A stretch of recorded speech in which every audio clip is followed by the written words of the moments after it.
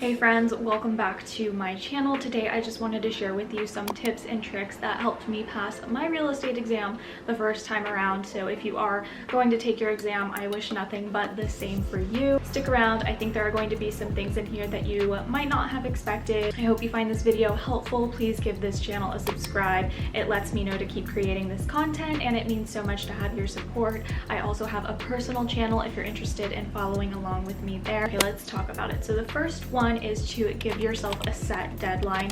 Please actually schedule the exam. Give yourself 3-4 months to study. If you don't set a deadline, then you're just going to be pushing off the exam. And I felt when I gave myself a deadline, there was a pressure and a goal to meet. So by setting a deadline, you are doing yourself a favor. Next tip that I have is to study in a cafe, but not for the reason you might think. The first, of course, is to just get out of your house. If you're studying in your house, there is the temptation to watch TV, to lay in bed, to get distracted, versus when you're in a cafe for 2 to 3 hours, you are sitting at a formal desk, you're drinking a cup of coffee, there are other people around you who are working, so it might motivate you to study harder as well. One of the reasons I loved studying in a cafe or a coffee shop for my real estate exam was for the networking experience.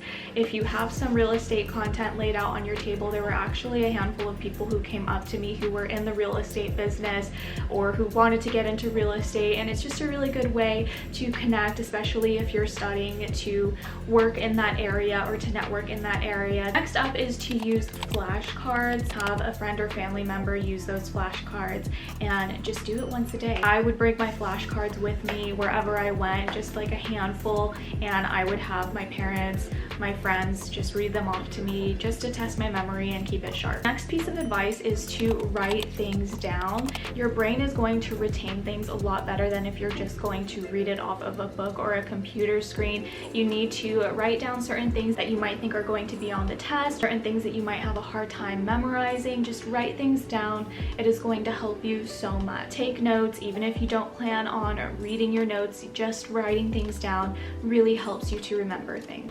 One of the most helpful things that I did for myself was buy a separate book from Barnes & Noble that was just the questions and answers that would be on a real estate exam. There was no other content on there except for the questions, the answers, and an explanation for the answers. This probably had to be the most helpful thing, was taking test quizzes and test pamphlets, because on the test there are a lot of things that are situational, there are a lot of things with just one straightforward answer, and having this was really helpful.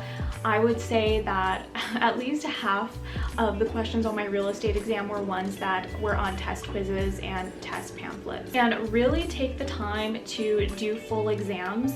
I did this all the time. I would go online or I would pay for a sample exam that would be identical to what it would be in person, and I just did those over and over to see what I would get. And if I didn't do well on that test, I would make sure to print out that test and make sure to memorize all the questions and answers on that exam. Now when it comes to the actual exam day, I would highly recommend taking the day off or scheduling your exam first thing in the morning. I believe I scheduled mine in the afternoon, but I made sure not to work that day. I actually took an hour or two to study before the exam, and then I drove to San Diego. Because I worked in a real estate office, they were super understanding. I know not everyone has that advantage or opportunity to just take the day off work for an exam, so if you can't, then I would probably recommend taking it first thing early in the morning, either on the weekend, just so that there's no other things in your mind. You're just fresh, ready to go to take the real estate exam. You don't want a lot of distractions throughout your day that are going to mess with your head or throw you off your game. Okay, my last tip would be during the exam, just stick to your gut and try to keep all of your original answers. There were so many times when I wanted to go back and reread all the questions, reread all the answers, make adjustments, and I feel like that's where you can really go wrong. Usually the answer that you originally put down is going to be the right one. I think if you second guess yourself, then that's where you present an opportunity to really mess up your score, mess up your grade, because you're just getting in your head and you're overthinking. So just stick with your gut answers.